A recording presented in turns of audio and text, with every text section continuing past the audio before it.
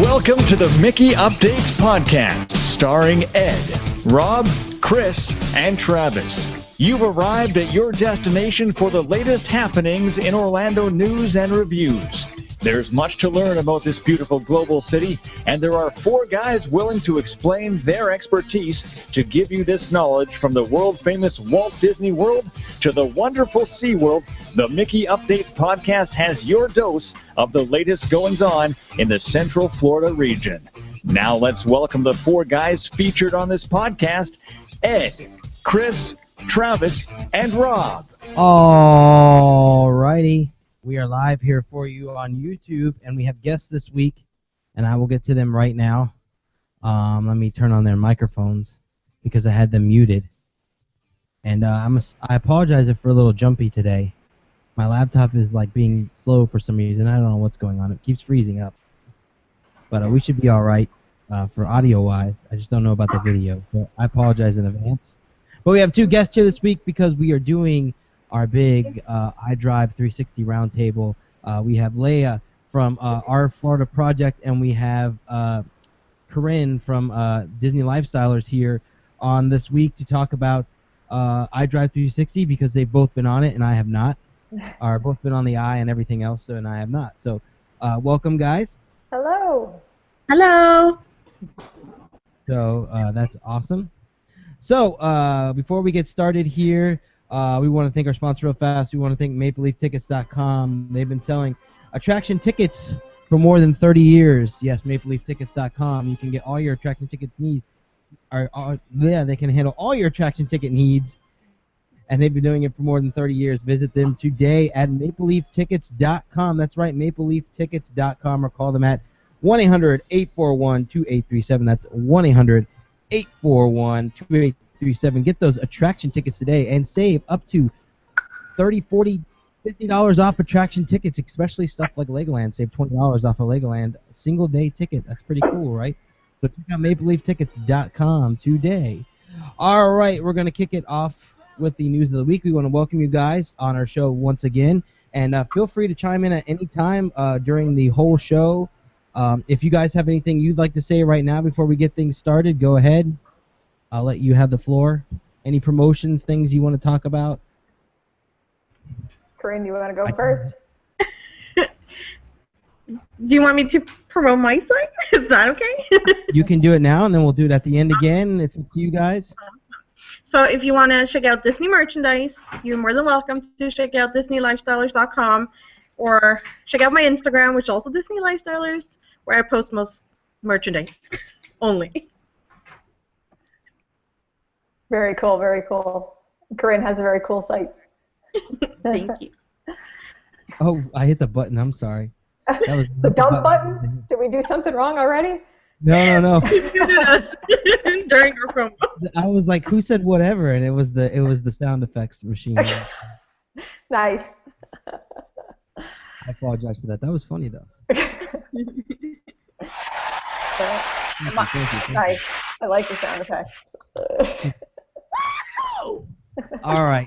And Leia, the sound effects are fun, right? They are fun.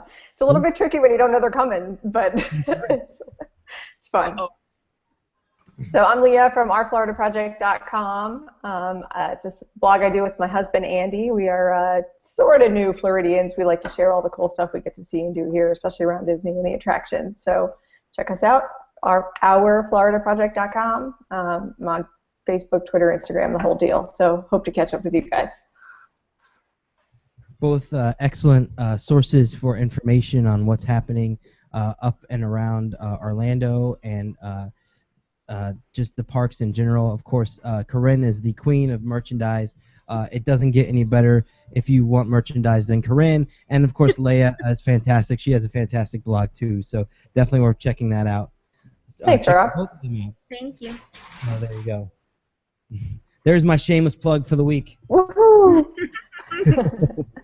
All right, gonna kick some news off this week with news from Walt Disney World. The new garage walkways are now open at Downtown Disney's, at Downtown Disney or Disney Springs, whatever you want to call it. I'll just call it Disney Springs because hey, it's gonna be that soon anyways, and the sign's already up, so might as well call it that already. Everywhere you look at Disney Springs, signs of the future are popping up as the area transforms into Disney Springs. The latest can be seen in the parking garage. As the first of two planned parking garages for Downtown Disney, the Orange Garage at West Side opened late last year and continues to introduce enhancements to surprise and delight guests. My favorite addition thus far, the smart technology that clearly shows how many spaces are available at each level and even identifies open spaces with an easy, recognizable green light. Now, I don't know about you guys, but I have never gotten this to work properly. What? So, Really? It doesn't work for me. Every time I go there, sorry about that. Every time I go there, it says the numbers are like way off, and it says there's a car in the spot, and there really isn't, or there's a car straddling two spots, and then it says, and I don't know. Ed can tell you better than I can. We have experienced this, right? Oh, oops, sorry. Not to my knowledge. Oh, I He threw you under the bus. in the car. Okay. I don't know. Sometimes it's off. It has been off. No, I can definitely see it being off. You know, because an idiot's parked in two spots. No, I'm talking about actually off, like not working. Oh yeah, I've seen that where Yeah. it's like red and an empty spot. Yeah, see, that's what I'm talking about. Oh. I have not been down there a lot, but every time I've been, it's worked like a charm. I actually have raved about it because it's been like perfect. So we must not go on the same days. Well, I agree that it's cool. I think I just had bad luck with it. But then again, I haven't been that often because I've been avoiding that area like the plague because the traffic is just atrocious. Yes. It's just a mess. It drives me insane. So the new parking garages our pedestrian walkway is now open there. There's some cool escalators, and it has a sign that says Orange Garage. No Orange Bird, but that's all right. We'll forgive him for that. But it does look pretty awesome. So definitely check that out at Disney Springs or whatever you want to call it. I'll leave it up to you to pick it. I'm going to call it Springs. All right, Nintendo announced today a new partnership with Universal for in-park attractions. Nintendo has announced today a partnership that'll bring their worlds and characters into Universal parks. This comes one day after Universal announced Rain and Kong for its Islands of Adventure Park, which we'll talk about next. The immersive experiences will include major attractions at Universal's theme parks and will feature Nintendo's most famous characters and games. No details have been released yet, other than the fact that they will be working together on attractions. I'm sure there will be more in the coming months. So there you go. Nintendo and Universal is going to be awesome. It's probably going to be it's a really good shot at Disney because a lot of people like Nintendo or like the characters Mario, and I mean a lot of people get excited for that. So It'll be interesting to see what happens. Yeah. Should be cool. I know Ed's I'm excited. excited. You're excited? Yes. Who was excited? Leah, I'm excited. Oh. I was a Nintendo kid growing up, so I still have my Of course. Nintendo. I don't know. I posted a picture of it today. I was going to say we're going to fire it up tonight, but we didn't yet. We were talking about this earlier, me and a few other people, and we decided that they have to build a castle, like in Mario Brothers, that you Yes. can run through, plays the music. That would be awesome. That would be so cool, and then like the giant flag out front. And, there's so much potential. Zelda ride, so much potential. All right, moving on. Universal has announced the new Skull Island Reign of Kong coming in 2016. Universal has announced the new attraction coming to their Islands of Adventure park. Skull Island Reign of Kong will usher in the return of King Kong in their parks. In this attraction, you'll travel through jungles, explore ancient temples, and match wits with hostile natives. You'll even get the chance to come face-to-face with Kong himself. Universal has said that they want to make this a big attraction and has promised that it will be massive. It will all be larger in life, they said. This attraction is slated to open in the summer of 2016, and construction has already begun. There's official video on our website, which you can check out, and there's some concept art on the website as well. And I have to say, I'm a little shocked that it's going to take them this long to actually build this attraction, because it looks like they're more than halfway done now. I think they got a lot of inside work to do. Oh yeah? Yeah, that's what I heard.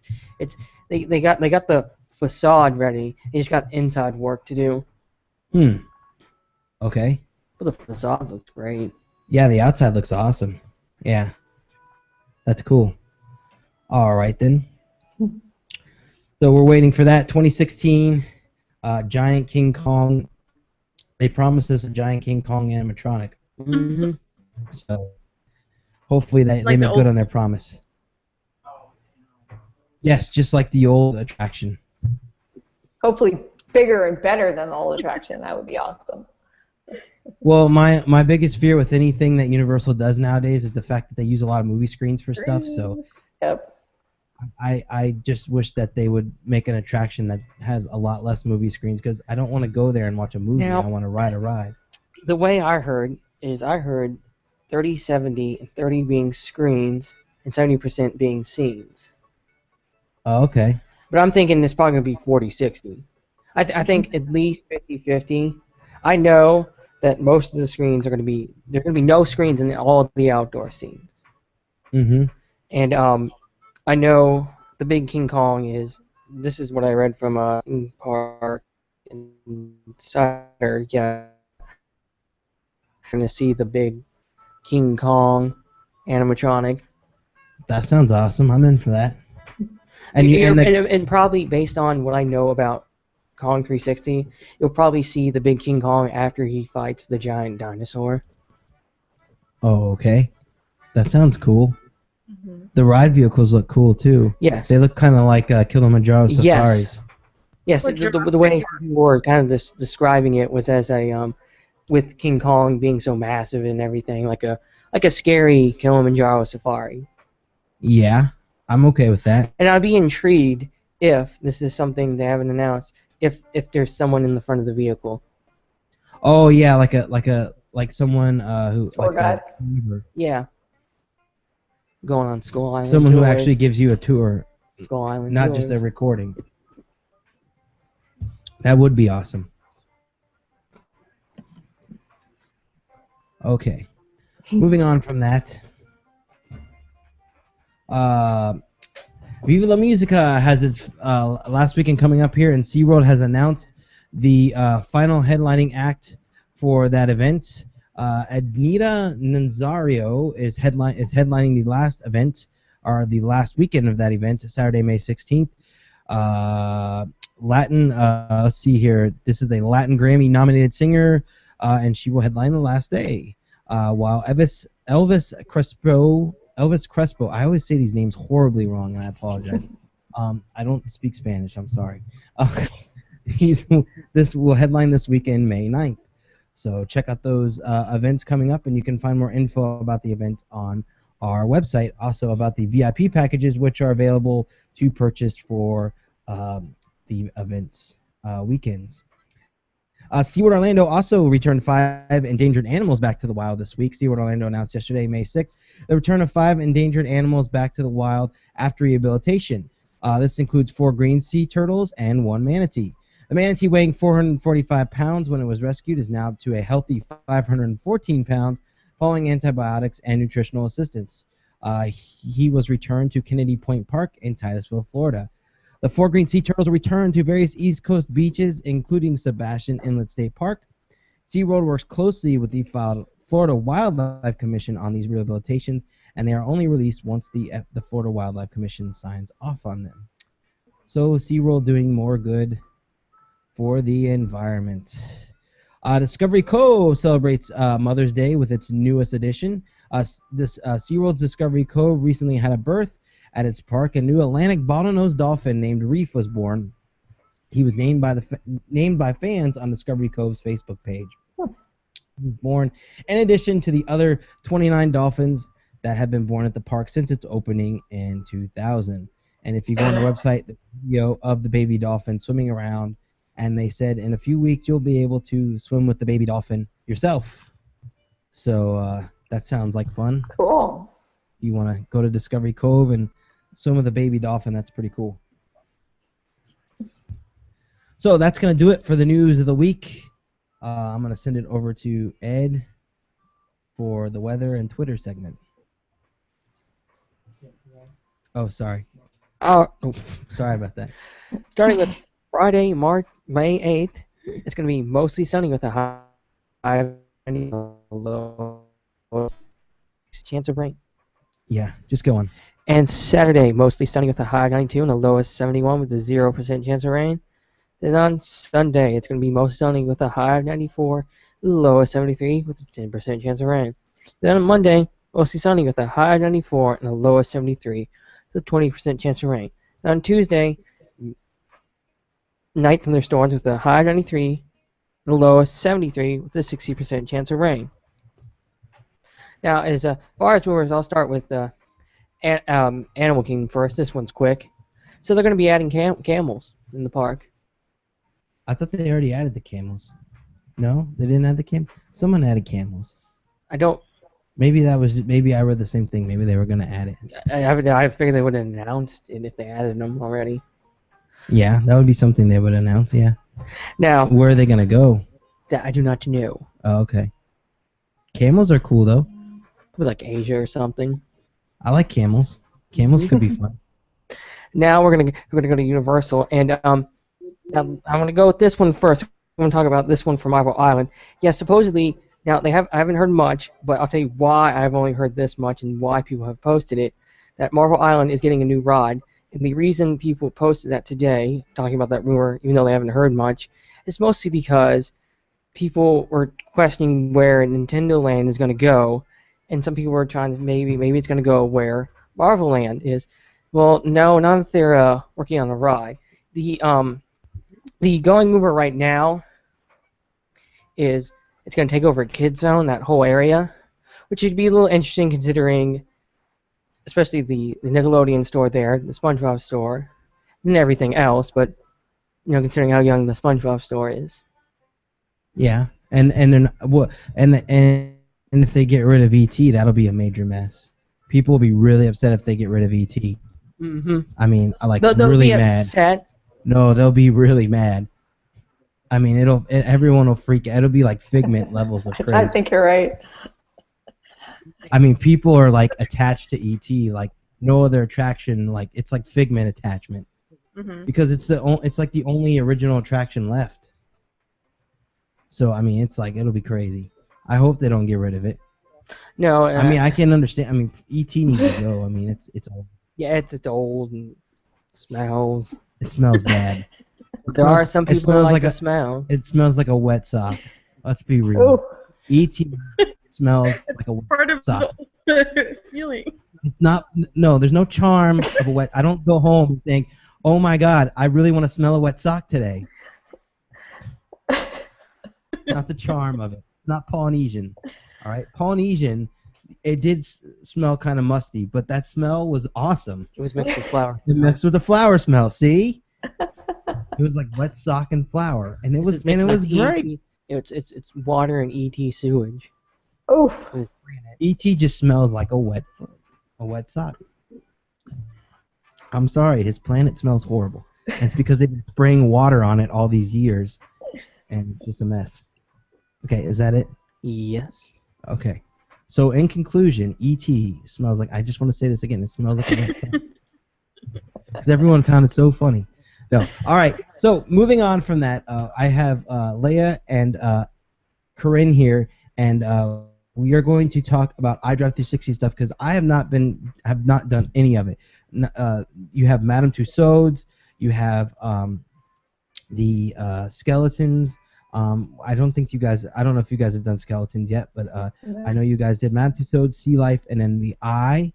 And then also I want to talk to you, Corinne, because this was announced today that there is a sugar restaurant or something coming, and I forgot the name of it. Sugar Factory. Sugar Factory, and I think you've been to one before, so so maybe you guys can tell us about that. But Absolutely. go ahead. What did you like about iDrive 360? How was it? Do you want to take them one at a time? Like maybe we'll talk about the Yeah, eye first. Sure, yeah. Whatever you guys want to talk about first. Yeah, the Eye is fine. Yeah, perfect. All right, Corinne, you kick us off. Okay. I know this is the signature attraction, and you can see it from really far distance, and it looks really cool. And I'm a little afraid of heights, so I thought if I was going to go up in it, I was going to be you're a little shaky, and it was going to feel like you were really high up. But you don't really feel like you're really that high up. So I was kind of disappointed. Not that I wanted to be scared, but it didn't feel as wow, that wow feeling. I don't know if it's because of the size of the cars. They can get 15 people in there, I think, so it doesn't feel like you're really, in a thrilling ride or anything. Not that it's supposed to be. 15 people in one car? Whoa, Yeah. whoa, whoa. 15 What? people? They can get 15 Yeah. people in one car? 15. Wow. 1-5. Yeah, I'm glad you brought that up because it's actually that's what they've announced it as. It's designed to fit 15 in each capsule. When we rode, there was about 8 people in the capsule, and in my opinion, that was enough. Yeah. Not that it was, you could certainly fit more people. No, I didn't hear that number. You broke up there for a second. Oh, sorry. I was saying that when I rode, there was about 8 people in the capsule, 8 and people. Okay, geez, that sounds like a lot. and that was plenty. To be able to walk around and get photos from the different sides and really, make your way around in the capsule. If there was 15 people in there, I would have been really unhappy that I paid for that experience. Yeah, that kind of sounds like a around and see claustrophobia everything. nightmare. Go ahead, Corinne. You kind of want to walk around and see the view from all the sections, and if there's a lot of people in there, it's going to be hard to move around. Because you have Universal to one side and Disney to the other, and Now, when you're in the car, you have the audio track, plus you have an iPad or something in there as well. In the I only cabin? had an audio track when we were in there. Okay, you didn't have an iPad or anything like that? Someone told me there was an iPad in there. Okay. Did I you have heard that? something. Oh, sorry. I heard something about that iPad, but there certainly was not one on the First to Fly weekend when I was there. There was an overhead speaker system with audio telling you, if you look to the north, you see this, and the west, you see that, and there's actually markings on the ceiling, so you know which direction is which iPad when we were in it. That's really cool. Now, is the audio just the guy talking, pointing out stuff, or is there music too, or? I think they were only. Sorry, There was go only ahead, talking? I think they were only talking. I don't remember if it was a lot of music or anything. There in between talking, there was this actually really tranquil mood music it was actually kind of nice. They have a pretty cool soundtrack actually in the whole facility there. So yeah, it was sort of this I don't know, sort of like a spacey, relaxing kind of music, and then it was a woman actually, the narrator, at least in my capsule, that would tell you what to look for in between. Okay. And it wasn't like talking the whole time. It was just like at certain, I guess when you hit certain stages, there was some guidance, but less talking than silence or music. That makes a lot of sense, the tranquil music, because being that high and people are afraid of heights, they do sort of the same thing at SeaWorld in the Sky Tower with that calm music to try to calm people down. So. But that's the thing. I would say that the Orlando Eye experience is way more like a calm, soothing experience. It's not really, if you were expecting any like thrill or anything like that, they move really slowly, and like I said, you don't feel like you're that high up. I mean, you see the view, which is really cool, but I could definitely say if somebody's afraid of heights, you could definitely go on this anyways. Yeah. You feel very safe. That's cool. And actually, inside the capsule, there's a bench. So if you don't want to be near the edge, you could sit. The bench is in the center.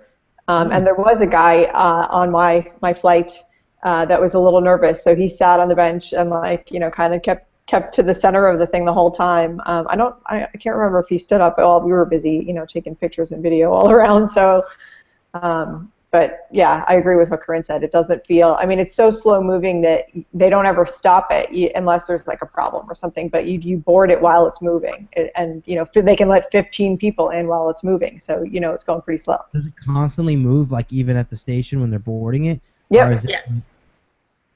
Oh, so it doesn't stop at all? Nope. No. Unless somebody needs special assistance or, has trouble getting in on time, but otherwise it's continuously moving. Hard to get in there while it's moving, or is it moving so slow that it doesn't matter? It moves pretty slow, so you have good enough time to get on there. So it's almost like maybe Haunted Mansion or Peter Pan or something like that. Yeah, and actually when I don't think there was on the way in, but when you're exiting, you do step on like a conveyor belt system that sort of moves you along, similar to an Omnimover attraction. Oh, that's cool. Yeah. That's really cool. So how long is the trip? It's like, what, 20 minutes, 30 minutes, 40 minutes? Yeah, 20, 25, I think. Mm-hmm. It felt like it went very fast, so. Yeah, I think they built it as 30, but when we rode, I'd say it was like probably maybe 20, 22 minutes. Mm-hmm. And when we did it, it wasn't busy. It was Saturday, the second day they were open, and it was not that busy, so they were only loading every third capsule. And I don't think it stopped at all while we were on it, so nobody had any difficulty. So we made our loop pretty quickly. It goes by fast when by the time you see something and you get some pictures of it, like it feels like it's over pretty quick, in my opinion. Now, the other side of the Eye is the 4D movie, which I haven't heard too much about. How was the 4D movie that you see before the Eye? What was it about? All that good stuff. Do you want to start, Leah? Sure. If I'm hogging the talking time here, you just tell me. The movie in the beginning, so you do the movie first. Well, actually, the very first thing, they scan your tickets, they bring you into a photo op, and slap a bracelet on you, so you can. It's sort of like a photo pass. So after your photo op, you pick up your 3D glasses, and then you go into the theater, which is it was a little less than 5 minutes. They call it a 4D experience because they have effects. There's a little bit of like smellitizer effect. You get a little bit of orange grove in the beginning. There's some wind gusts and squirts of water and all that good annoying stuff. It's so funny that you say that, because the way that I guess it's all about marketing, but the way this thing was presented was it was some amazing experience. You were gonna sit in a chair and it would rock around and like a simulator almost was the way it was described to me. And you're not the only person that's told me that it's like a know-nothing experience. I also heard that you have to stand too. Yes, it's a standing theater. Strange. Yeah, it's the standing theater, and they have it's basically like a 5-minute commercial for Central Florida. You see parks, you see gators snapping at you, you see the Space Center. So it's sort of to get you excited for what you could see from the eye. Although, other than the tall attractions at Disney and Universal, you can't really see any of those things from the eye. What do you think? There was like stuff, you went out to space, you saw the crocodiles and Everglades, which is just like, yeah, I don't think I'm going to see that from the eye. Yeah. Look to your right, you'll see the Everglades. They promised all the stuff too that you were or you should be able to see both coast and all this other craziness, and it's just a mess. The other thing is too, I think when we put the Skyplex in, it's gonna be like it's like dead straight across from the eye, so that thing will be right in the shot there, so it'll mess up the view too. Yeah, that's interesting. I didn't realize that. Like right across, like if you look straight down from the eye, it's gonna go right there. Yeah. That's funny. Well, what's interesting is, I mean, maybe if you've been around a few times and you know what you're looking at, you could see more things. Yeah, but we only had the opportunity to see things we recognized, like Spaceship Earth and the Swan and Dolphin, and the Hogwarts, and JW Marriott's real close, so that one's easy to see. But you can see the it's not a nuclear center, but it's the Energy Stanton Station or something like that. That's about 30 miles away in the distance. Yeah, I know what you're talking about. So the two towers. Yes. Mm-hmm. And like I've seen other bloggers and stuff saying they could see the vehicle assembly building at Kennedy Space Center. Like, I don't know if they had binoculars or what, but I did not see that. I didn't either. Some people grasping at straws, it sounds like. Well, and it actually brings up a good point that it's going to depend on the conditions on the day that you ride, because like when it's hazy, hot, and humid in the summer, like you're not going to be able to see what you could see on a clear day in the winter and that sort of thing. And I never thought about that. The weather is paying. Yeah, make sure you go on a clear day. The other thing too, I was curious about. Speaking of weather, is most attractions that are really tall and sort of free-flowing like that have weather restrictions that they won't go when it's raining, or they won't go when it's windy. Did they mention if the eye had any restrictions like that, or? Knowledge. Yeah, I didn't hear anything about that either. Which is interesting because you can pre-book your tickets in advance. So I wonder, like, what happens if you only have one day that you could go and you paid for tickets on a Tuesday and it's lightning or something in the hour, because you also book in a time window. Like our tickets were from 10 to 12 on Saturday, and you have to go in that window. Oh wow! So, I don't know. That's definitely interesting. If you pre-book. I'm sure you wouldn't want to go in a lightning storm. I mean. Right. Yeah. Plus the fact it could be a pretty cool view. Yeah. Well, the other thing is too, I'm concerned about is the gondolas or capsules do swing, so I wonder if it's really windy, if it'll cause your capsule to swing and it turns into more of a Mickey's Fun Wheel instead of a slow-moving eye. I wonder if they felt very steady. Very steady. I have a hard time thinking that they move. I don't know. Yeah, I think they sort of like pivot as they go around, but they don't like freely swing. I'm sure there's some give, in the design, but you don't feel any of that. It feels very solid, like for instance. I'm sure they designed it with like pushback or something, so it doesn't move as much when it gets windy. I mean, they have to build the thing to withstand hurricanes. I mean, this is Florida, so true. I get it. So, all right. So, speaking of the eye, what did you? I mean, price-wise, I know it was $18. Now I think it's up to 24 or something like that. So, would you guys pay for it again? Would you do it again? Is it worth the money? I probably wouldn't. I don't know. I wasn't that impressed with. It didn't feel much difference from like when you go on Expedition Everest and you can see from the top and you see everything.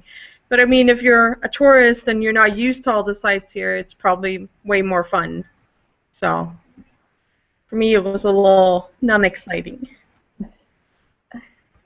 I'd say for me, so it's 25 if you just show up and buy your ticket. It's 18 if you buy in advance. That's the adult's price.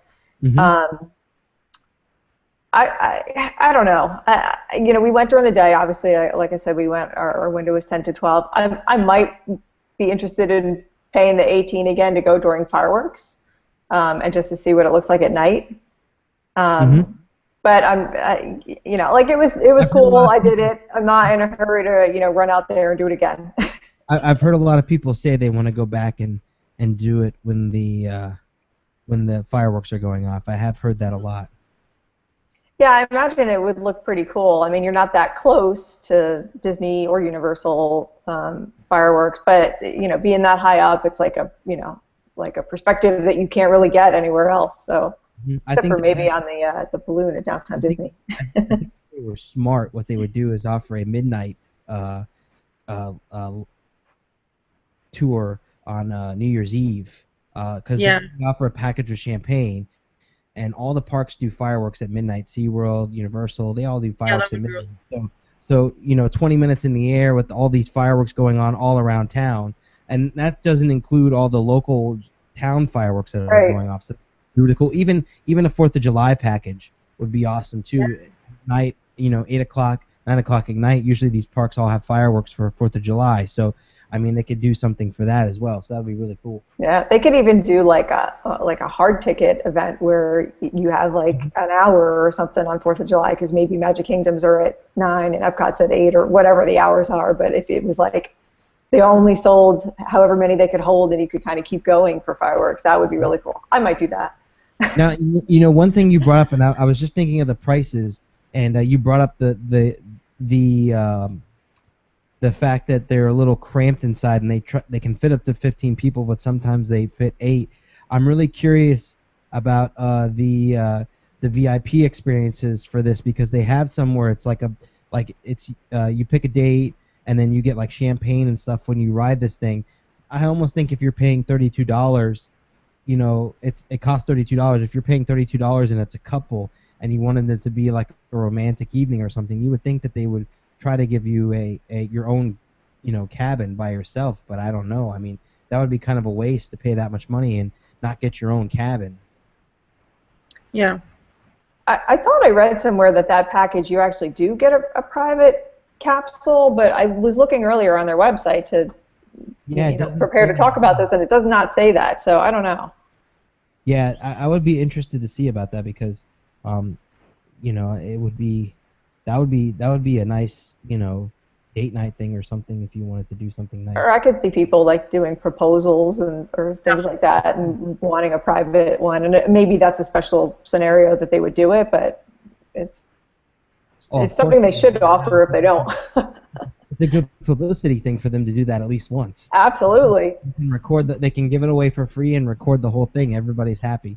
Yeah. So of course. All right. So moving on from the eye, we have Sea Life and we have Madame Tussauds, and we'll talk about Sea Life next. Any thoughts on Sea Life? I know this is a Merlin attraction. I don't think they're all. I think this one. I think they all are. They all are. Yeah. Okay. I didn't know Madame Tussauds is owned by Merlin, but okay. That's cool. Perhaps not. I'm not sure. I don't know. They all go on the so let's talk about Sea Life. It's an aquarium, and you get to walk through from what I understand, you get to walk through like giant tubes with fish all around you and stuff like that. So what did you guys like about Sea Life, or did you like Sea Life? You go ahead, Corinne. So going to SeaWorld a lot and seeing all the aquariums over there, I don't think there was much difference between what SeaWorld offers and the Sea Life Aquarium.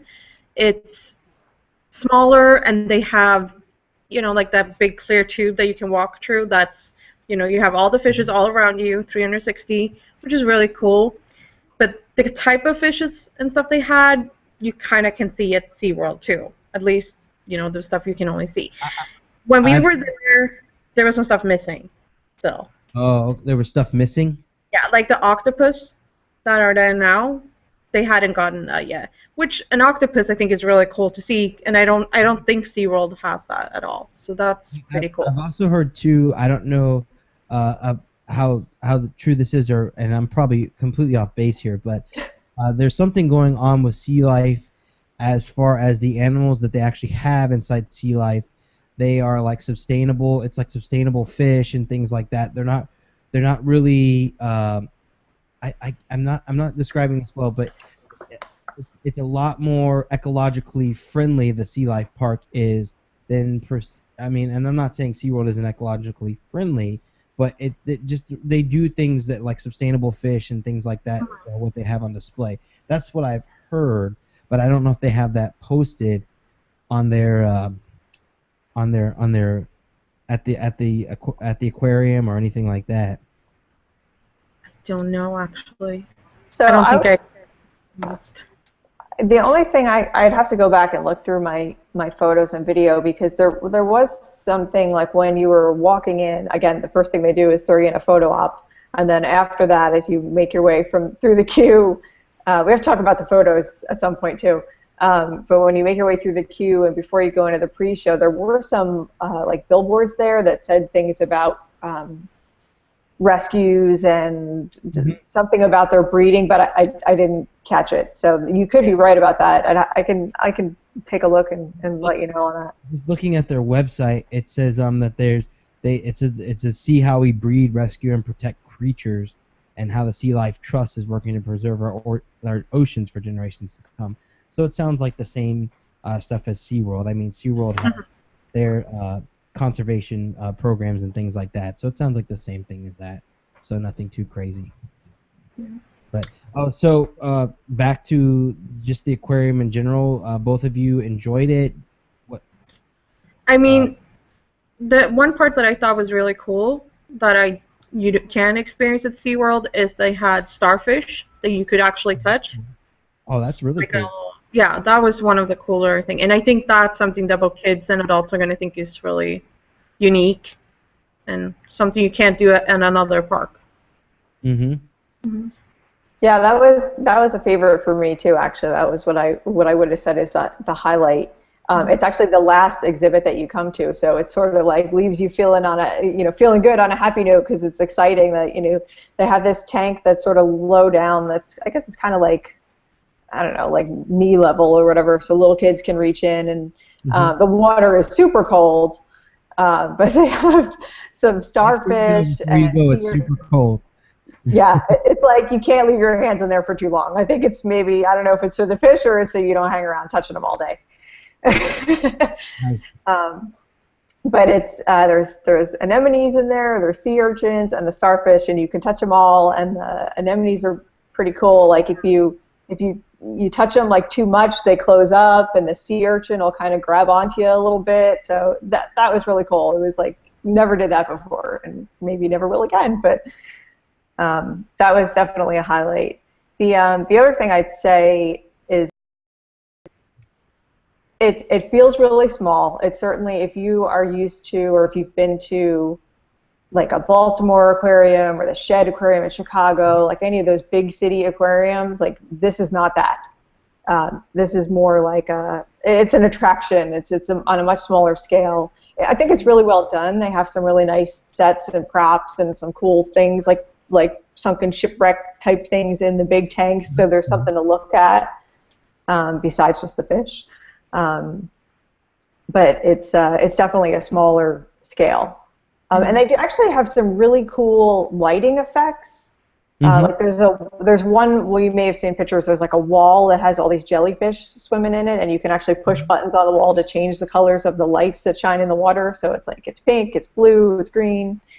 And just the whole place kind of has fun, bright colored, interesting lighting in the different sections. It was nice.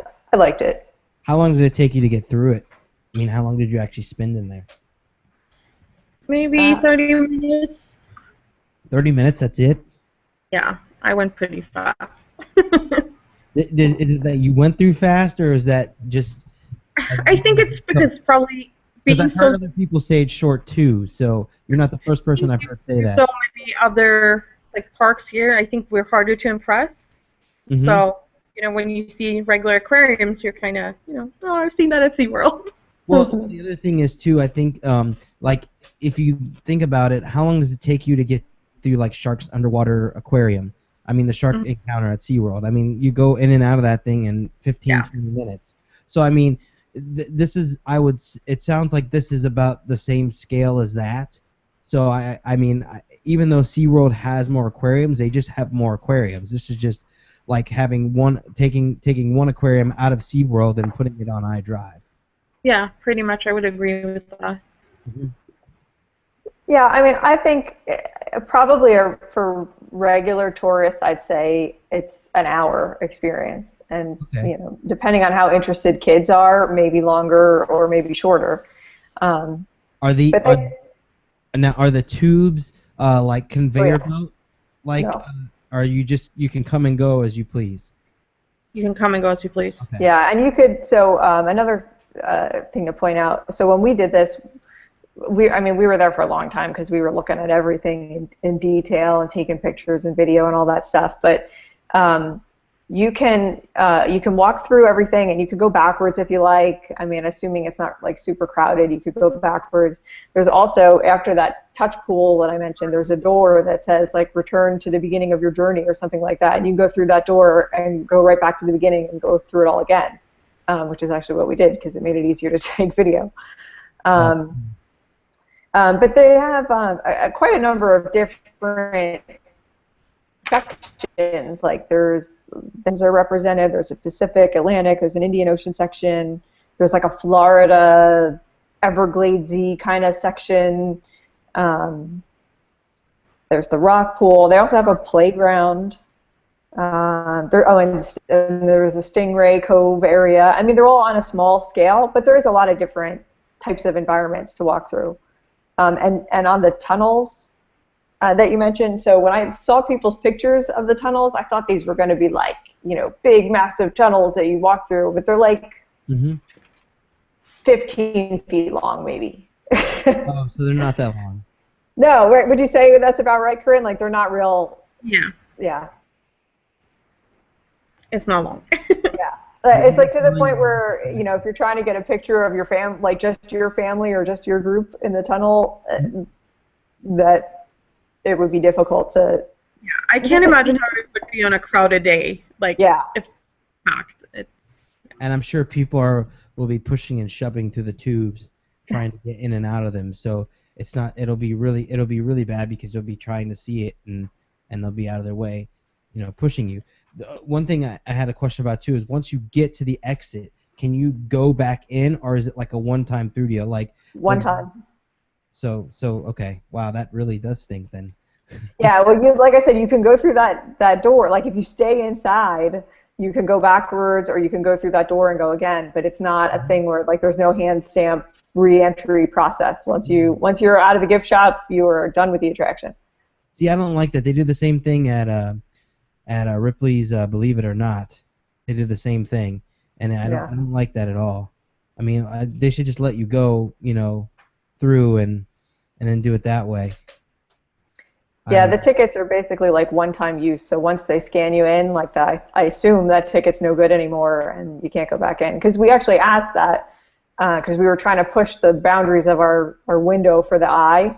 So we were going to like start in one place to go ride the eye and then go back to finish it to make sure we had enough time to get all the footage that we wanted. But they said that, no dice. You're either in it or out. Yeah, I don't know how I feel about that one. That one's interesting. Okay. Yeah, well, we're just so accustomed to, Disney and Universal or, any of the parks where you pay for a pass to be able to come and go. So it's a little different.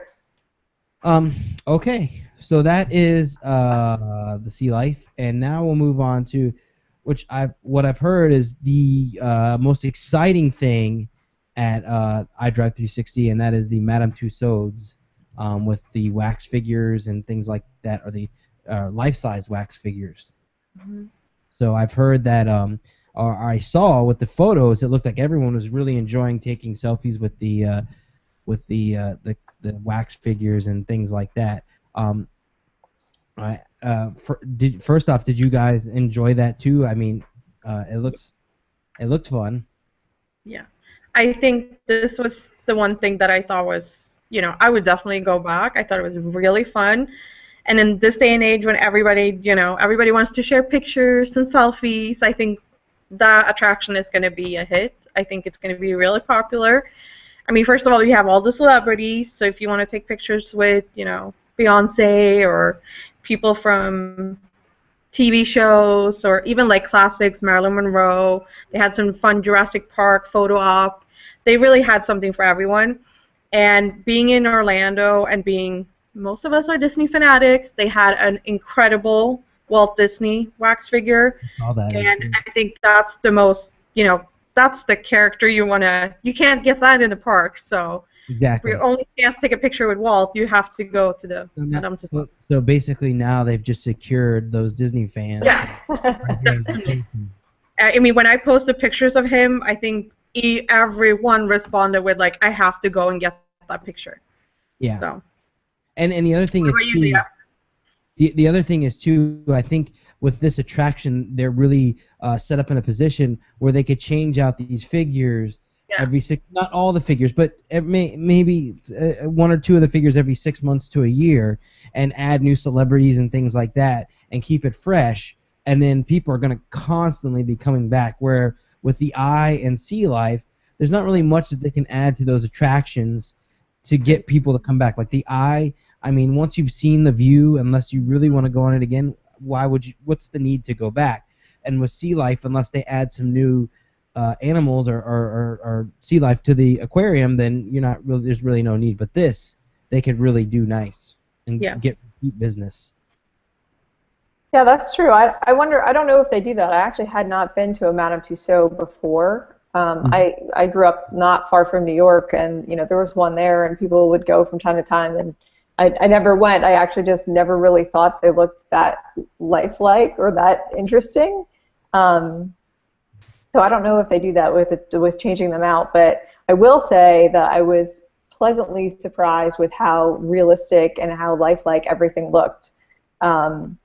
It was like it's hard to describe, but it's sort of weird that when again we were in there taking photos of everything, but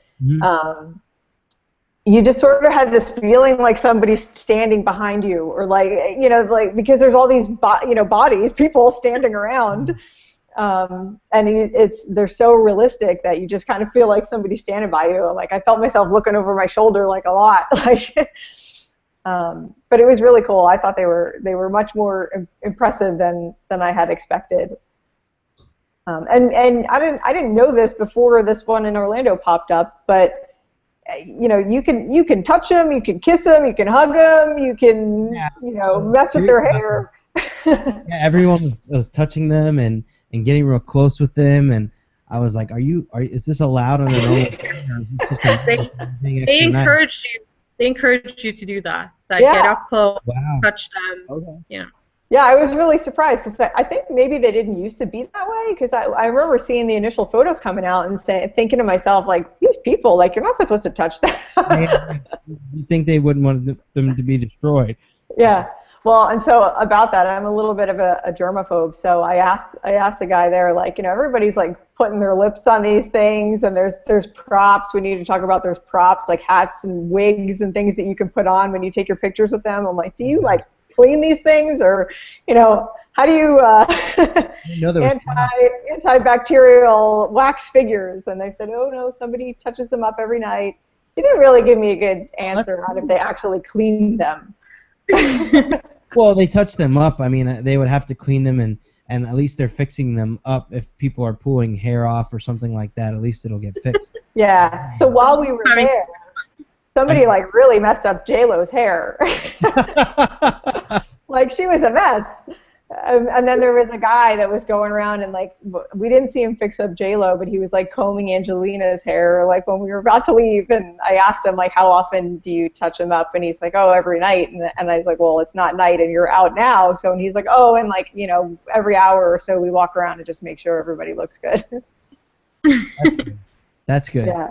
And there's a lot of staff. Yeah, there's a lot of staff around. Like, they're not necessarily like helping you or watching you, but they're just kind of floating around, I assume, to make sure you're not like defacing them or doing something. Or help you take a picture and stuff. They help you with the photos too? Yeah, they do. Yeah, a little bit. I didn't find that people were available near all of the figures, but again, like as they're just sort of floating around, if they're going by while you're at somebody that you want a picture with, they will take your picture with your camera. Was there a lot of lines to take photos? Was this something, you know, people are lining up to get photos with each character, or how did that work? There's definitely lines, but each room has a lot of different figures, so it kind of feels like, at least if you're in one of those rooms, there's more than one. You could always, like, if there's a line, you can jump to the next one, take a picture there, and then go back. So I didn't really. I mean, sure, we waited a little while, but not horribly enough. How many rooms is there? Is each room like themed to a different, like, is there like a different? Yeah. Yeah.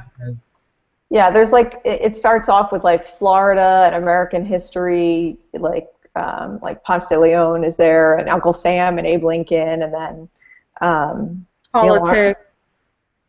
Yeah, and then it goes into like the president, and then can't remember what's next. There's an area about Madame Tussauds also, like showing her, you know, sort of the history, and there's a little. I don't know what you call it, a little extra thing that you can pay for. They have like this station set up where you can dip your own hand in wax. Oh, yeah, I saw that. And leave with a wax hand. Did you do it? No, I didn't do it, but I saw some people doing it when I was there. I did do it. It was quite a problem. Yeah. Do you have your hand? Where is it? Yeah, I can pick it up. Wait. Yeah, find your hand. But the rooms are in different categories. Like there's the TV stars, and then the sports people, athletes, and at the very end is like all the Hollywood like A-listers, where like it's Johnny Depp and Ryan Reynolds and Will Smith. Yeah, that's cool. She painted it too. There you go. Cool. That's really cool. So I have no idea. Here's the thing. There was a whole process in how to do it. Like first you had to put your hand in really cold water, and then they put your hand in the wax. So it was really cool to do it. What am I supposed to do with this? I have no idea. It's a display. Yeah, what? Like next to my Oscar or something? Exactly. No, yeah, hang it on the fridge. Find a way to hang it on the fridge. Like Jeff said, I can always give you a hand.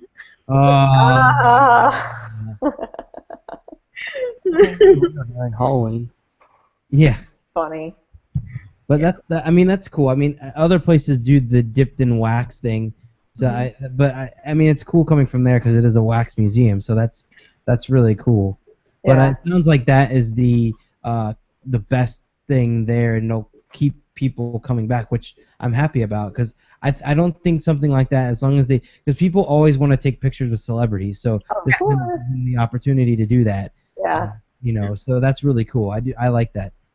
It was fun. Another thing to point out is that they were, I kind of said it before, but there was a lot of props and some interactive things there too. So it's not just the wax figures. Like you can put on a blue wig and take a picture with Katy Perry, or there's like a whole band set up around Beyonce. So if you've got a group that's your photo op, where somebody's a drummer, there's guitar players, a singer.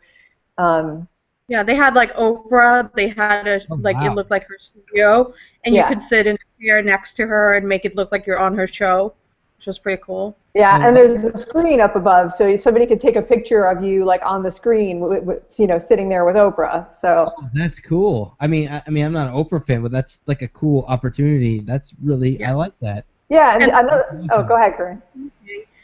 They had like a whole ET setup where you could be on the bike, and there's even a red hoodie you can put on, so you really look like. I saw photos of that. It looked awesome. Yeah, it was fun. Another cool one was near Neil Armstrong. Like you could put on a space helmet and stand next to him on the moon, and then there's a little antique TV sitting there with like the black and white, so like you see yourself in the shot with him on the screen. So there was some cool, fun, more exciting kind of fun things to do than just the selfies. So And there were some other like electronic interactive V kinds of things too. We didn't necessarily play with everything, but so there's different things. I mean, I feel like all three appeal to different audiences. Like you know, like our age group is going to think Madame Tussauds is like the coolest thing out of the three. But I could see kids being a little bored being there. Whereas, you know, sort of vice versa in the sea life, like the kids were like having a blast at that, and we were like, okay, it's fish.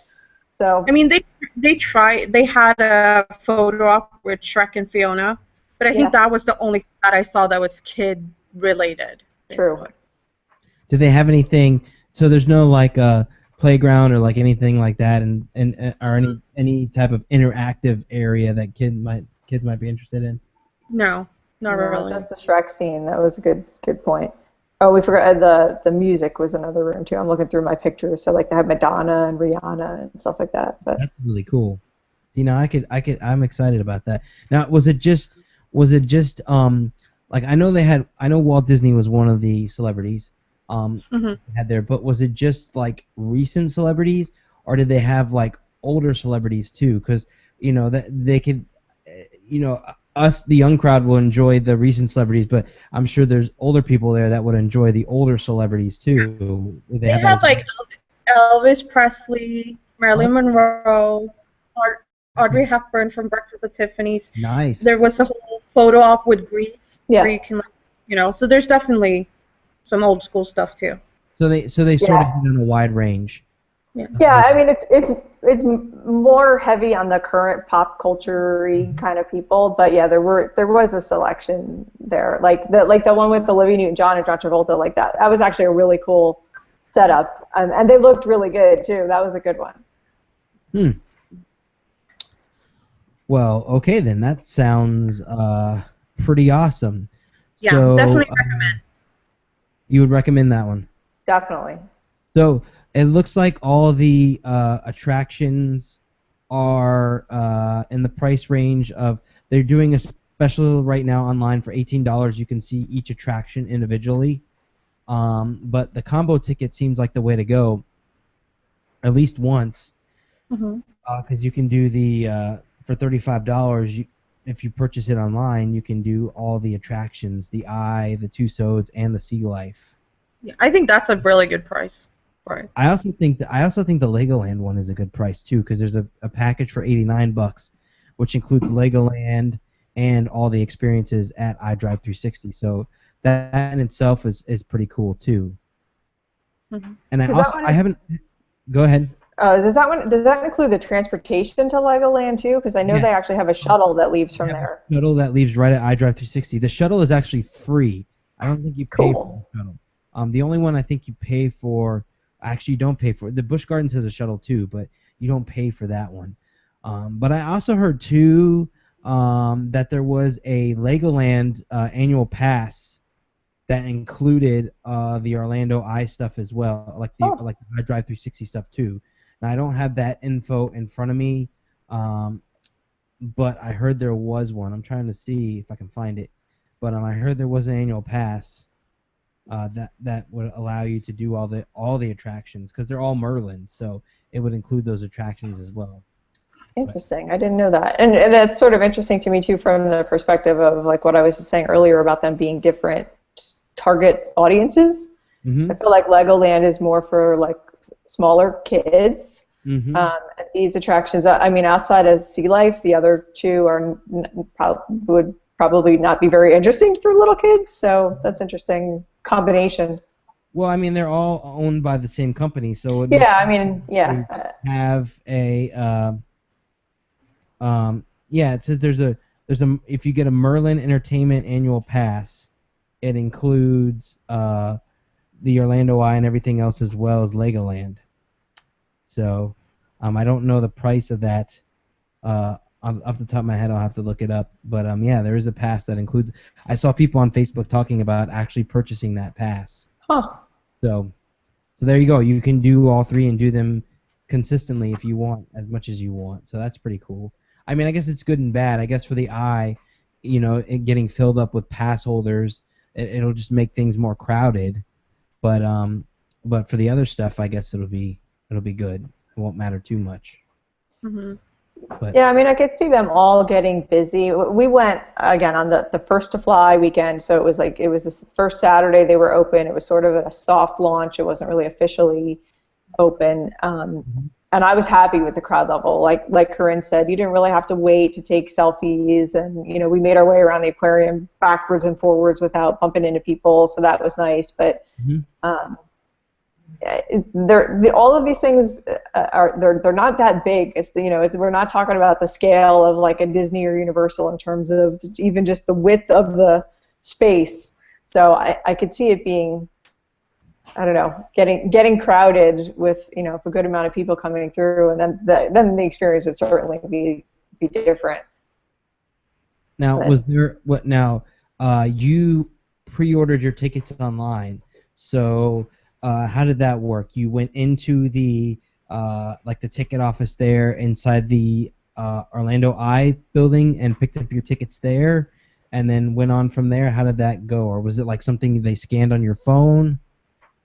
It's actually, so it's all in one. They call it a terminal. So like when you go into this space, it kind of feels like an airport terminal. It's like a big wide open space, and straight ahead of you is the Eye. On the left is Madame Tussauds, and on the right is Sea Life. So all their entrances are right there together. One big building there. Yep. Okay. Yeah. And I had pre-ordered my tickets, and I brought my printouts with me, so I didn't have to go to the purchasing queue, and then just walked up to each one individually, and they scan your tickets. You go through it. For the Eye, you went through a security check where a guy just kind of looks in your bag a little bit, and then they let you through. And then there's a turnstile, and you go into each attraction. Or I think there was only a turnstile at the Eye. The others were, once they scanned you, you just walk right in. Oh, okay. That's cool. Yeah, so the one thing we need to talk about, and I don't know how Corinne's experience was because she was an invited guest and I was a paying guest, but this photo pass bracelet thing that they pretty much force you to have, every attraction has a couple of photo opportunities. They all have one, at least when you first enter. Well, actually, I guess the Eye only has the one photo opportunity when you first enter, but the others, like Corinne mentioned, the Jurassic Park photo op, and there's some other photo pass-like people around that take your picture. And then when you are finished, they basically don't let you leave until you have a conversation about buying your photos. Oh, it's like a timeshare presentation. Kind of. Oh, it was not something the luxury you can afford. Yeah, coming from the bigger properties that we were used to being accosted and made to listen to a sales pitch about how great my pictures were, was not something that we enjoyed. And it actually got to the point where when we went to Tussauds, we're like, we're not taking the picture. I'm not wearing a bracelet, and I don't want to do this anymore. Yeah, I kind of don't blame you there if they're chasing you down afterwards for a photo. I mean, at all the parks, they have the photo opportunity available, and they're pretty vocal about, at least at SeaWorld and stuff, vocal about trying to get you to get the photo. I mean, they'll shout at you, but they don't try to block you in or anything. Yeah, it was. And so, Corinne, was it the same way for the media preview? Yes, it actually was. It was quite shocking. So the first thing we did was the Sea Life Aquarium, and when we came out of that, they shoved this photo book right in our hands and oh, you have to, look at this, and first of all, I was kind of confused because I assumed that the people working there knew we were there to cover this. Nah, we weren't actual tourists. So, and they tried to sell it really heavily, and we said no, thank you, no, thank you. They're like, are you sure? Are you sure? And they just continued. So actually, for the next one, for the Eye and Tussauds, we basically just skipped. I said no, I don't want to have a photo taken because I didn't want to have that thing when I exited. So we just skipped over that, which I would recommend for people if you don't want to have that sale talk at the end. Just the photo book is nice. I saw the photo book. It is absolutely, it is nice. They're beautiful, but I wouldn't want to have it crammed down my throat. They were quite pushy, so I think that kind of distracts from, even if you did like it, you kind of feel like they're so pushy. Of course, when we were there, the staff is probably, they're still in training. They're still, new to all the how they're supposed to act. So I'm sure that they have to hit some sort of number, or maybe they make commission for each one they sell, or something like that. And maybe they will adjust how pushy they are. I think they're going to have to. I mean, maybe that is, if you think about it, sometimes with like in Orlando, attraction tickets are really not the bread and butter for parks. Right. Yeah. It's the tickets are at cost, so it's the extras. So maybe that's why they're so pushy, is because they're being forced. They're telling them, hey, look, we're not making money on attraction tickets, especially on opening weekend when they're selling it. When normally it's $24 and they're discounting it to $18 or whatever it is, $25. So maybe that's why they're forced. But I mean, it's no excuse for them doing that type of behavior, but it could be an explanation as to why they're acting the way they are. And here's the thing, what I felt with the photo ops, they kind of didn't explain to you that it was a photo op until they okay, stand over here and do this, and then they're like, okay, we're going to take your picture. So if you didn't know to begin with that these are photo ops, it could be hard to say, yeah, I don't want to have a photo, before you even knew if this was a photo op or not. So, but after the first Sea Life Aquarium, we knew that they were going to have that, so we just said, oh, I don't want to have a picture taken.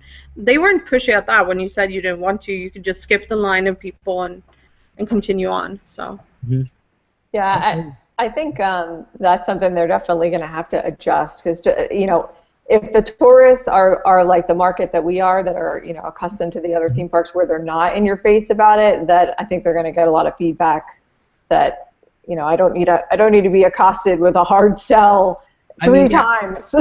Honestly, I think the best thing for them to do, and I was thinking about this when I was looking up the ticket prices, is they need to make a package available online to purchase that includes all this stuff.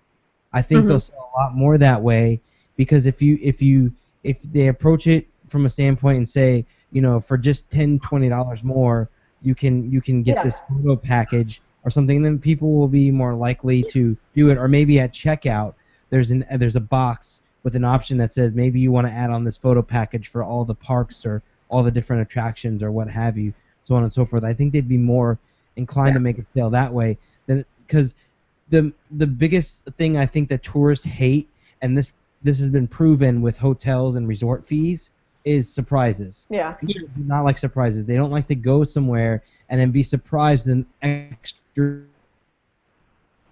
action for such and such things. So, people are going to see these books and things online, and I had to ask too, because honestly, I thought when I saw the book for the first time, I thought, oh, maybe that's included in the attraction price. You pay $25, and that's a nice bonus for getting the attraction. You get a free photo as well, but no, turns out it isn't. But still, that was my mindset going into it, not knowing what the situation is, and I'm sure a lot of people see that too, and maybe they're maybe in their mind they're betting on the fact that people will think it's included, and then they find out that it's not, and they'll just buy it anyways because they thought it was included. But I just think that's the wrong way to do it. I think they should just put a package online. Maybe it's $50. It includes all the attractions plus the book, and then you're good to go. And I would pay that.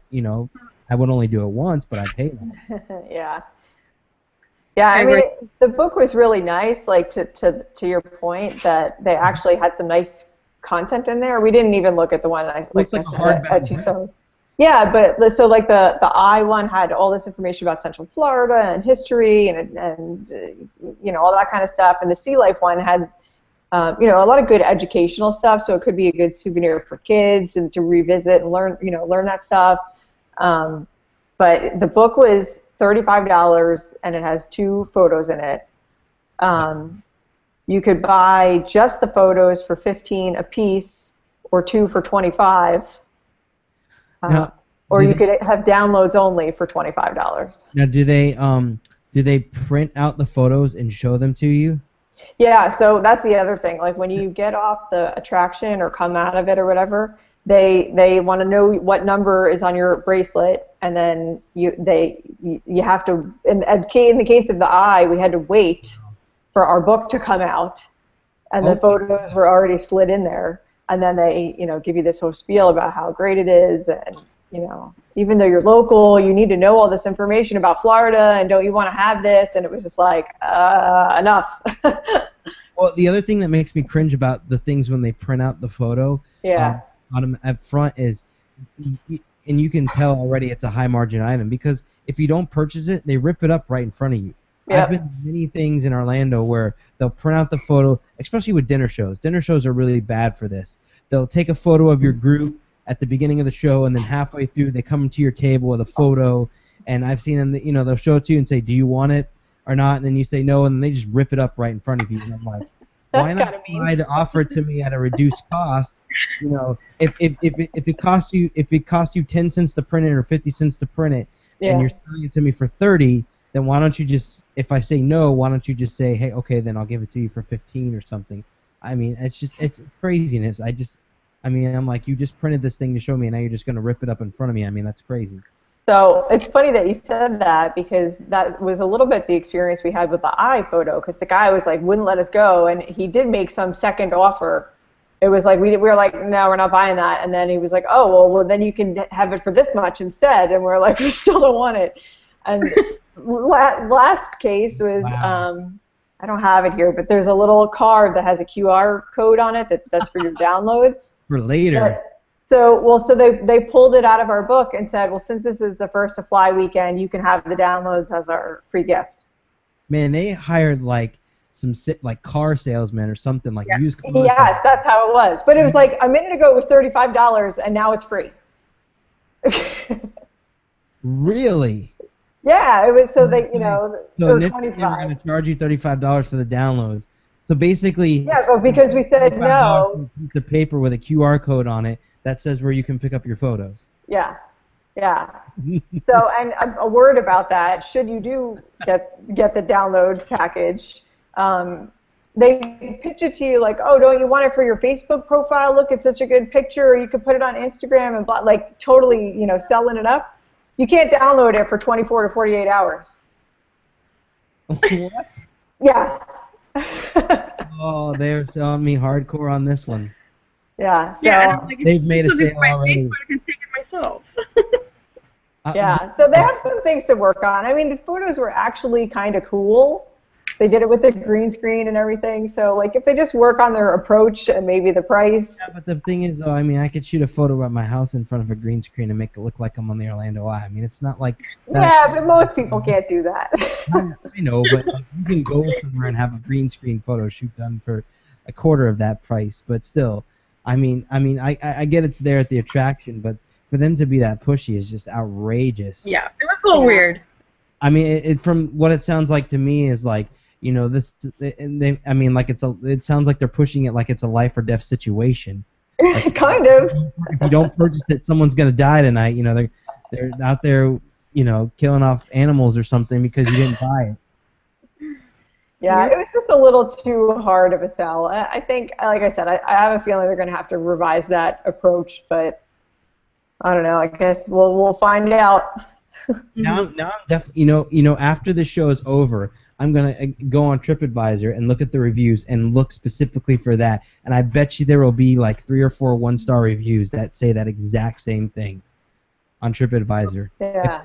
And what's unfortunate is it's the last thing that you experience. It's like on your way out, so it sort of leaves you with this bad taste in your mouth of, the attraction was good or I was having a good time until I was like harassed at the end. and even I think even if they offered it at the beginning when you got there to check in, instead of trying to usher people through to get them to the attraction really fast, when it's over, you just want to leave. You don't want to get ushered into some room and have a discussion about something. But as for me, if they caught me at the beginning when I'm picking up my ticket and said, oh, hey, would you like to include this package on there? We have this awesome bound book with your photo in it. It'll be $30 or something. It'll include these photos that we take here, here, and here, and kind of was upfront about it. And then you can say either yes or no. And then if you say no, then the customer service person said, okay, well, if you change your mind, you'll have another opportunity to purchase it at the end of the thing, and we'll actually shoot your photos in it. Now, if they approached it from that angle, I would be totally 100% okay with it. But for them to, stop you at the end of the attraction when you just want to leave, you've done all this now and you're tired from walking and all this, and you just want to leave, that's just crazy. Yeah, you'll have to let us know when you go if they've if they're still doing that or if they've modified their practices. I can hardly wait for the moment they try to get me into these situations. Because I've been in sales, so I know how it is. I love it. So that's awesome. So yeah, $39 is the price right now for all 4 attractions, which I think is, or excuse me, 3 attractions, which I think is a really stellar price. I don't see anything wrong with that. I mean, at least to do it once. I mean, it's not an all-day thing. Don't think of it as an all-day thing. I mean, if you're gonna, if you want to take a couple hours out and do something cool on iDrive, then go ahead and do it. The other thing to note is too, if you are gonna go do this from, and you're staying on property at Universal or Disney, you're gonna have to get your own transportation to get over there. There's not really any transportation that'll take you over there, except for like Uber or a taxi, or if you rent a car or something like that. Possibly the trolley. The iDrive trolley? Yeah, I think there's a stop right across the street. Does that go? Okay, but does that go? But that would cover like Universal maybe. Yeah, I'm not really sure. World, but not. I don't think it would cover like. It definitely wouldn't cover Disney or anything. Oh like no, that. no. It's just an iDrive trolley. Right. I think it goes down Kirkland, so I don't think it would cover Universal. Okay. Yeah, that's the only form of sort of public kind of transportation in that area. But there is a nice big parking garage there. And it's free. And it is free. For now. It is free. The spaces are really small. But it was nice. It's new. The other thing is too, with that parking garage, because I've done this a lot. If you actually park at the top of the garage, it's usually empty, and you get a really nice view of the eye and the whole 360 complex being up that, like, what, 5 stories high or whatever, above the complex there. So it's actually really nice. And there's an elevator right there that takes you right down. So, I mean, it's not like you have to do a ton of walking. Yeah, it's really, everything's really close together, and the whole complex is really nice. Like that iDrive 360 area is really pretty. They have all like a AstroTurf in front of the eye, and lots of people were like laying down and sunning themselves, things like that. And some families were like having a picnic, so it's like a nice area. And there's some streams and things like that. It's very beautifully landscaped. With a fountain and palm trees and little bridges that go over the running water. So, yeah, it's really nice.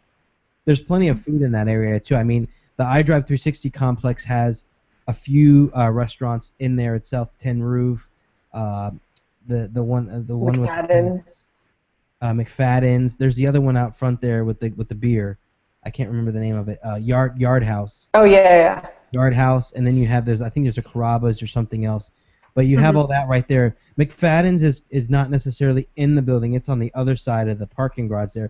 But even if you walk into that little complex there's a few restaurants in there. And if you walk down iDrive towards Sand Lake, there's Chewy's and about 4 of the restaurants right there. So there's a lot of stuff to do in that little section there, too. Actually, I'm glad you mentioned that because there's like a Joe's Crab Shack and the Brick House.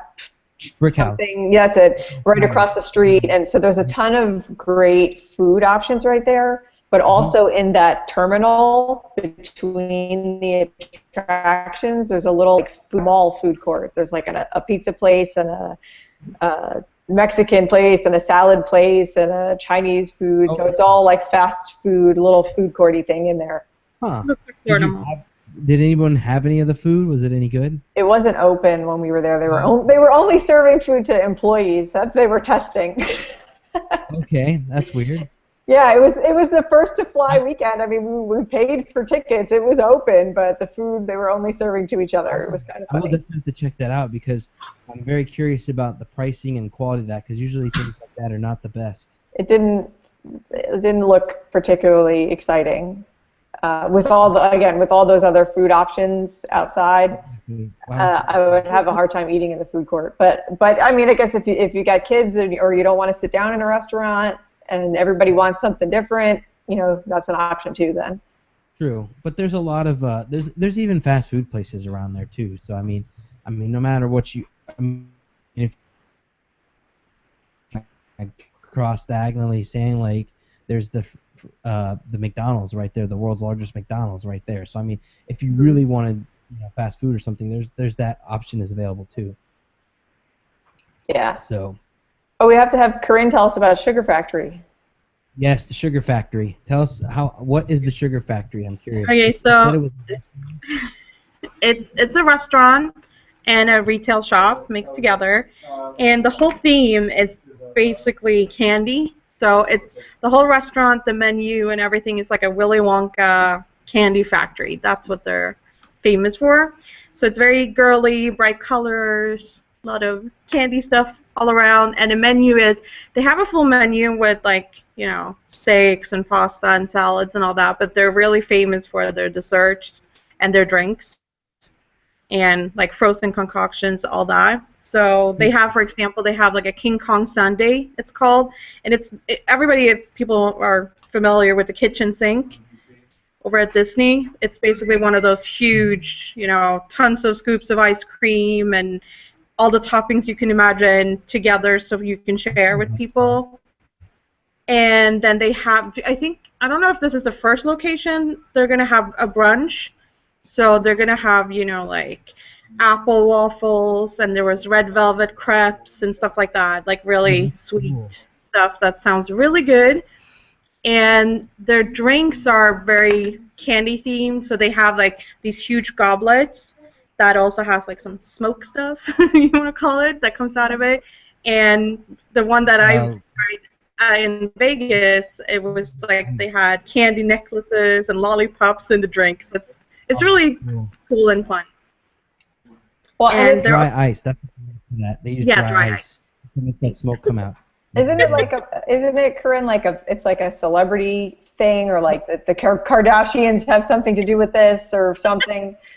Yeah. So the other locations they have one in Vegas and Miami Beach and in New York, and so they're just the drinks and the restaurant in general is very famous. But in the retail shop, they also sell these couture pops, is what they're called. So it's basically lollipops, but you can buy a Swarovski crystal lollipop holder, and that's very like they have celebrities design these couture pops. So that's the celebrity connection. Of course, like the Kardashians and stuff like that have made their own lollipops. They're very sparkly and cute, so I'm looking forward to them opening over here. You just lost me. You lost me. I know. So the couture pops, I think they're smoking drinks, though. Smoking drinks, fizzy smoking drinks. I'm okay with that. We'll go with the drinks. I'll just forget that there's sparkly lollipops. No, it's like Swarovski crystal. I think gonna be. It's just that they're themed. They're very heavily themed to to candy and all that, and their menu is really themed too. I think that's going to be popular. Do they have, like, actual food, or is it more like a dessert type, like an ice cream shop or something? No, it's full restaurant. So I don't think the regular food is that much. It's mostly their desserts that are going to be themed and the drinks, but regular food too. Kind of like Fridays, I guess, that type of food. And they're going to open in late May. That's all I heard. They haven't set a date yet. So. Well, that's cool. Where is that one? Do we know where that one is going? What is it going it's next to the left of the Orlando Eye. So. Right next yeah, when you go down there, you'll see the ones that they're still working on. Yeah. Yeah, the Skeletons is there too, and I got an offer to go there, so I need to go check that out too. Yeah. I heard that was awesome. So. Yeah, that one is open already. The other one that's not open yet is like Cowgirls or something like that. Yeah, like that's the a saloon. first electrical bull riding or something like that. In Orlando. Ed will do it. Yeah, I will not. Ed said he'd do it. You've done it before. We're going. Good. No, but there's a lot of stuff that's going to open. There's also like an arcade city or something that's coming.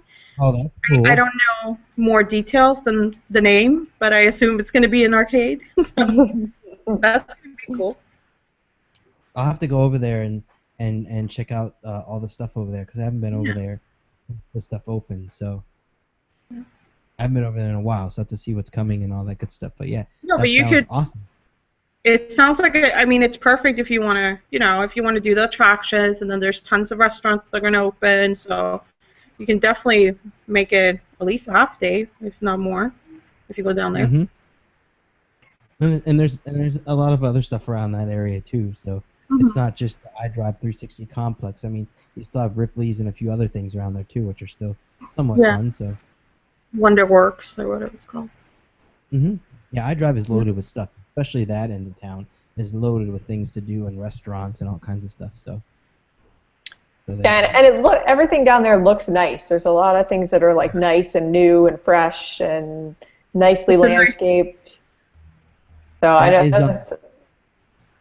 that is definitely true. And as a rule of thumb too, I always tell people that are staying in Orlando, if you want to stay in a nice, a decent resort or a hotel that doesn't necessarily cost an arm and a leg, that side of iDrive there from Sand Lake on to the convention center is really nice. And there's even really inexpensive motels on that section too, but they're still really nice. When you get to the other side, it gets a little more sketchy, but but that side of iDrive has always been just fantastic. It's such a huge contrast, because when I used to do tours, Segway tours up and down iDrive, when you cross that road, you could tell, because I mean everything just changes like dramatically. It goes from like nice, prim and polished to like just a regular city, and then you come back around and it's so.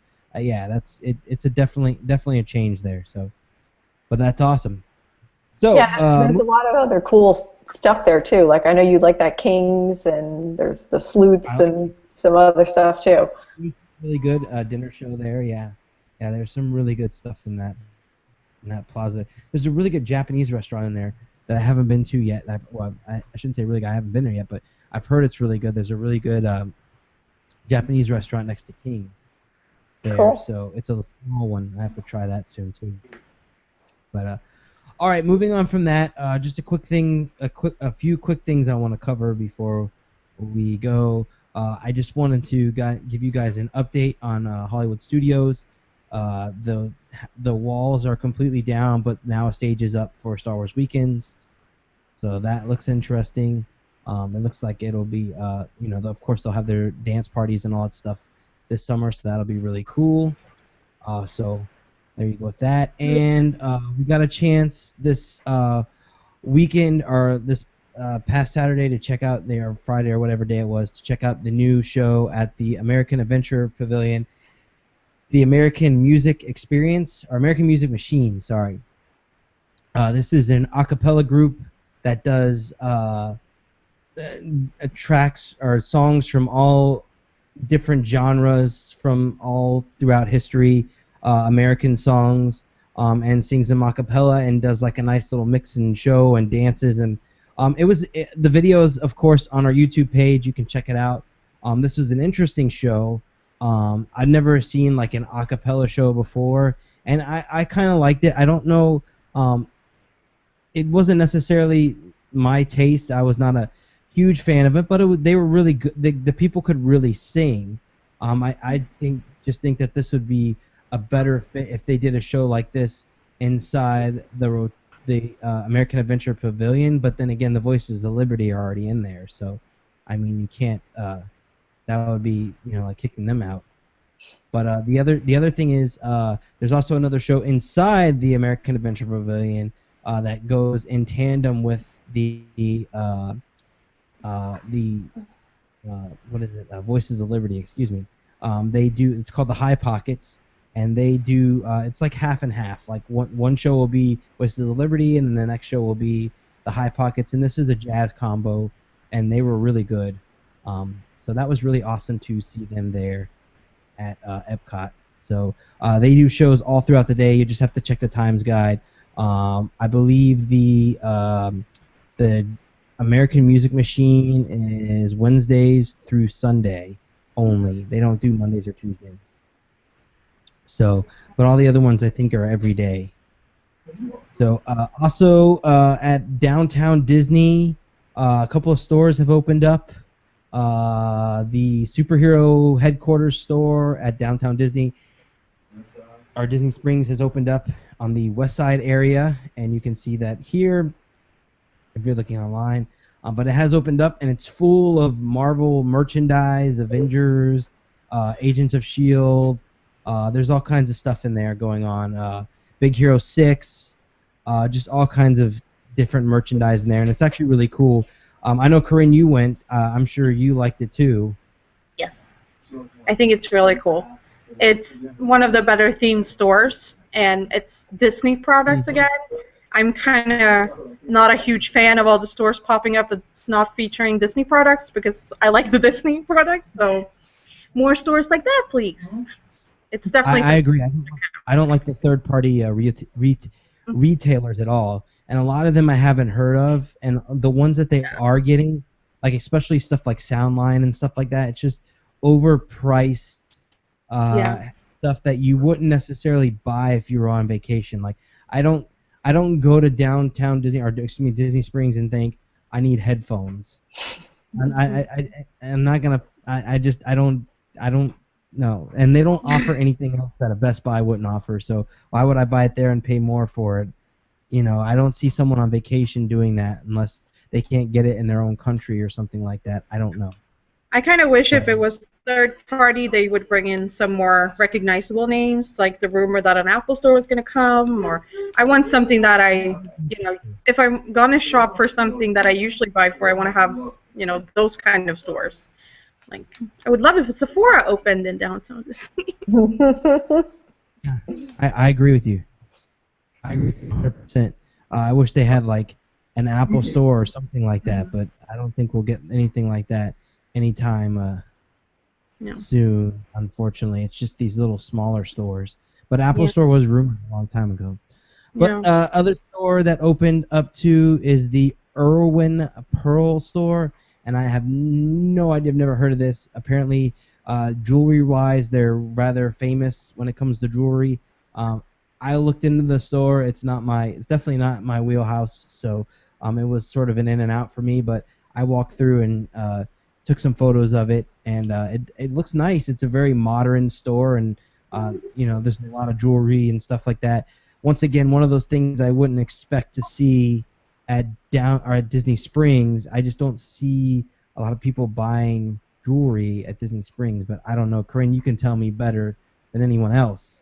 I mean, again, it just feels like, it's cool and all, and they have nice stuff, but it's not really something, I don't know, that's so hard. Like, tourists from other countries and stuff, would they be interested in that? I mean, because I usually see a lot of people shopping in the Disney stores. Like, people, bring tons of bags out with Disney merchandise, but those other third-party stores, I never really see anybody buying anything, so...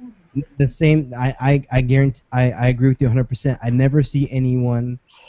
I still have yet to see anyone buy anything at the new stores like Soundline or anything like that. Now, like the hat store, I've seen people buy stuff because that's somewhat practical. You need a hat. You're at the parks and you want a nice but that's hat. also a little fun, Yeah, exactly. And like in the sandal store, Havana's or whatever, I've seen people buy stuff there too. But Havana's is like a recognized name, at least for girls. Well, that and the other thing of it is too.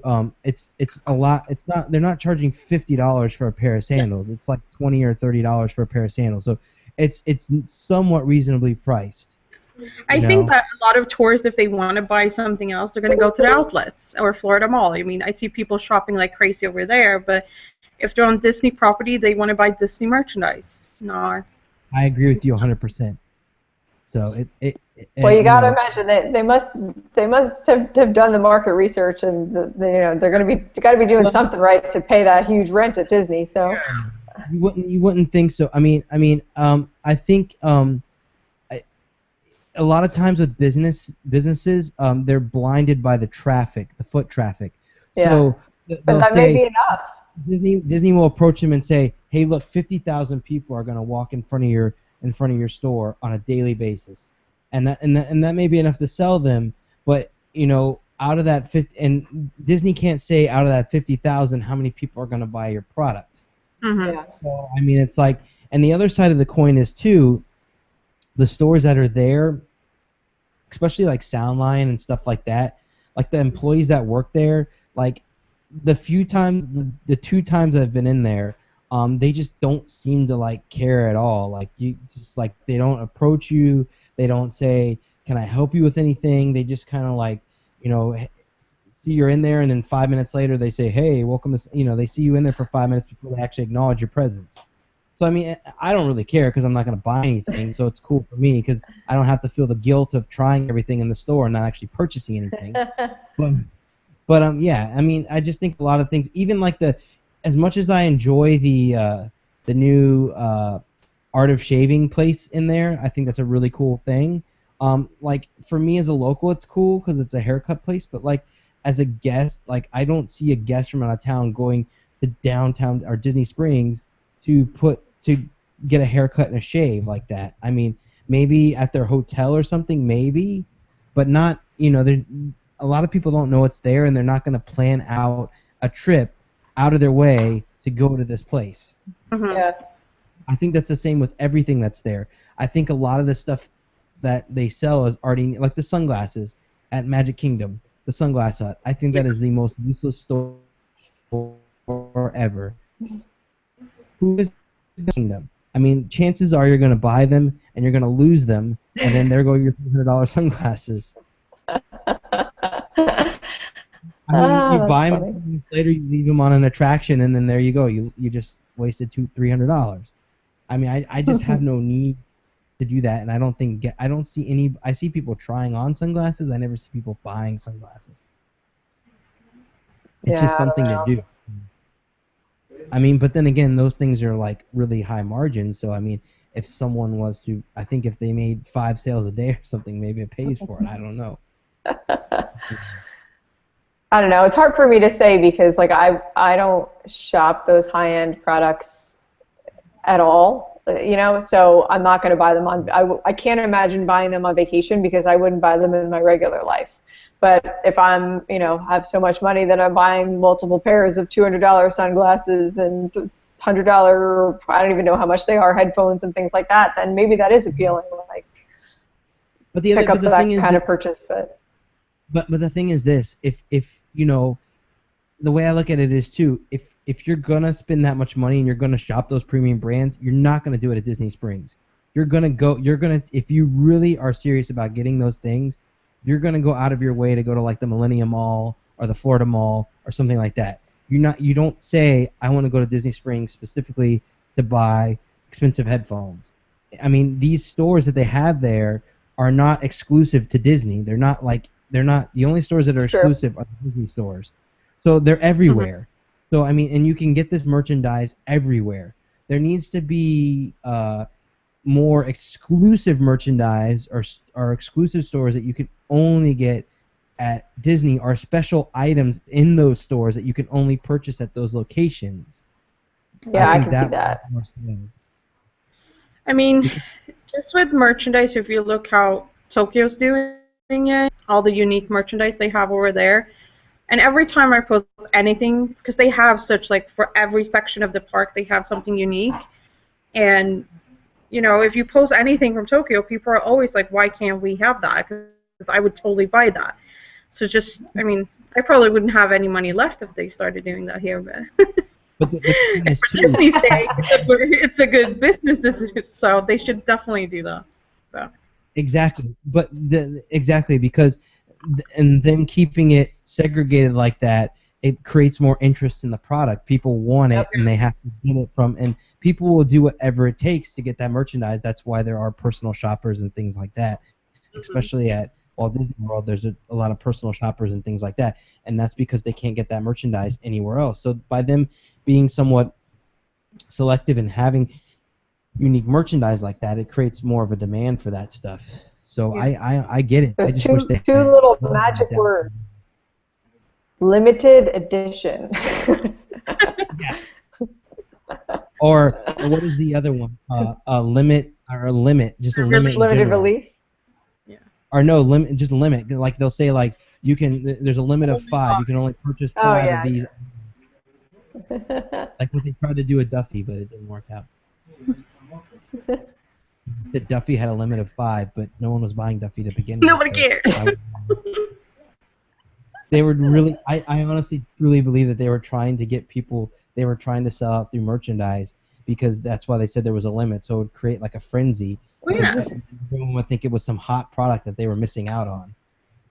because everyone forgot about them. Even when they don't put anything limit, look at that Cinderella popcorn bucket that like Exactly. sold out in 3 seconds and people went insane about. I mean, Oh yeah, the first guy in line bought like 30. yeah. He sold them all. He was a personal shopper. He sold them all. Hmm. He had already had them sold. I mean, that's insane.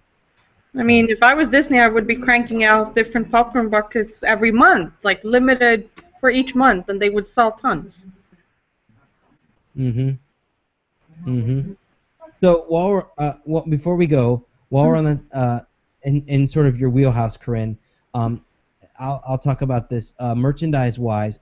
I just get your opinion. What are the favorite things that you like right now as far as merchandise? And another side note too, before we get into this, if you don't watch Big Fat Panda's show, you have to watch Big Fat Panda's show because Corinne has a segment in there where she talks merchandise.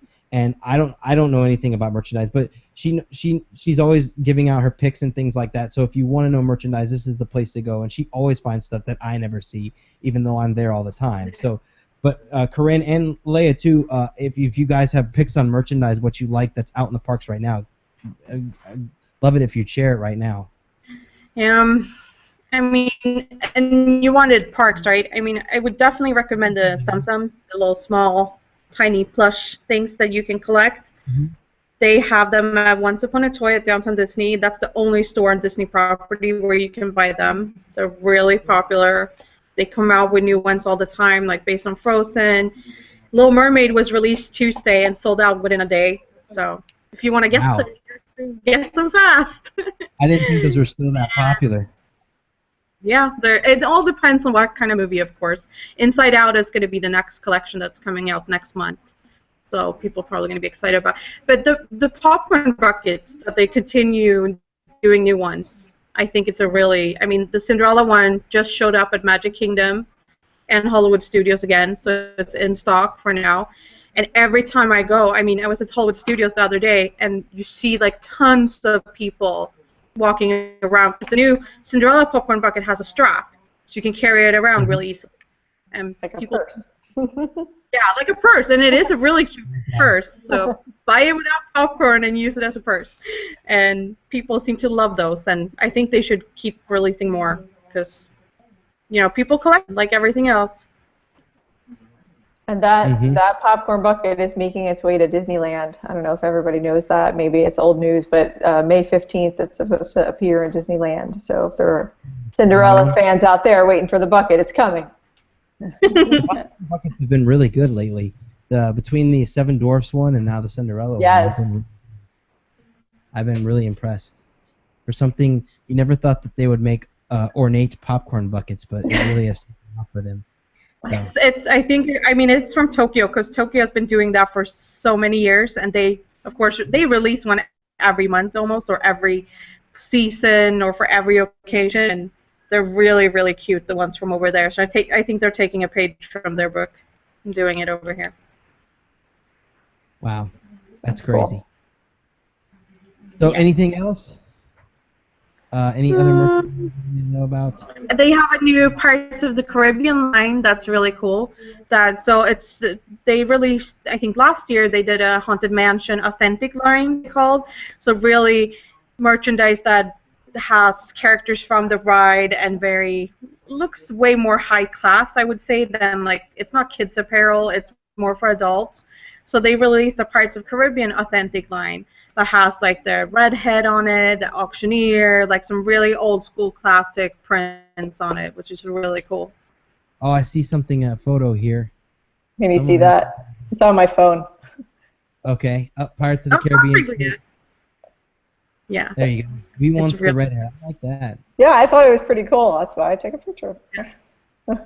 They had pins that said that too, and there were some other Pirates pins I saw the same day. Trying to find them.